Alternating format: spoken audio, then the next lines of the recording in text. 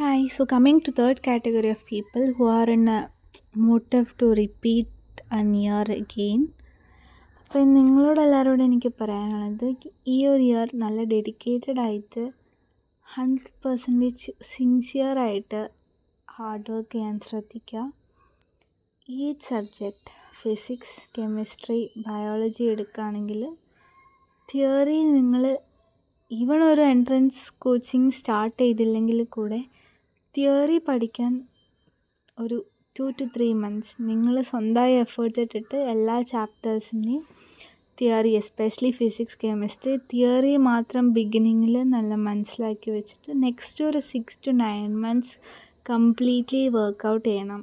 Workout ചെയ്തിട്ട് mistakes correct ചെയ്താലാണ് NEET എഴുതുന്ന സമയത്താണെങ്കിൽ കൂടെ നമ്മൾ കുറച്ചും കൂടി ഫാസ്റ്റായിട്ട് ഈസിയർ വേസ് നമ്മൾ തന്നെ കണ്ടുപിടിച്ചിട്ടുണ്ടാകും. ഷോർട്ട് കട്ട്സ് എല്ലാം നമ്മൾ സ്വന്തം കണ്ടുപിടിക്കണമെങ്കിൽ ഫസ്റ്റ് നമ്മൾ തിയറിയിൽ ഭയങ്കര ക്രിസ്പ് ആൻഡ് ക്ലിയർ ആയിരിക്കണം.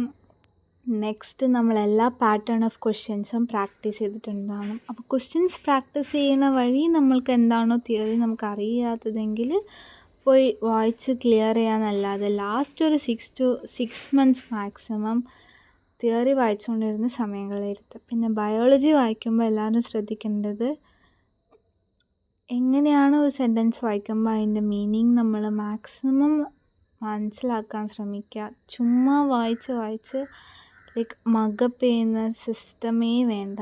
Because that is never going to help you when coming to biology in NEET.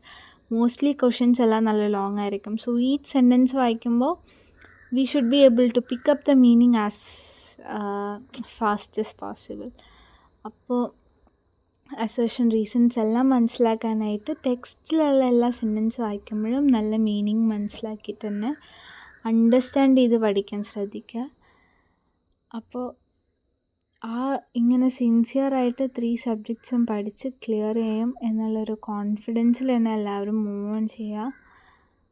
ആ ഒരു മൈൻഡ് സെറ്റ് എപ്പോഴേ ഉണ്ടാക്കി ഒരു 1 to 2 weeks നല്ല എൻജോയ് ചെയ്ത് നല്ല ഫ്രഷായിട്ട് നല്ല ഡെഡിക്കേറ്റഡ് ആയിട്ടുള്ളൊരു 1 year നമ്മൾ സ്പെൻഡ് ചെയ്യാൻ പോവാണ് എന്ന് മനസ്സിലാക്കിക്കൊണ്ട് മുന്നോട്ട് പോവുക.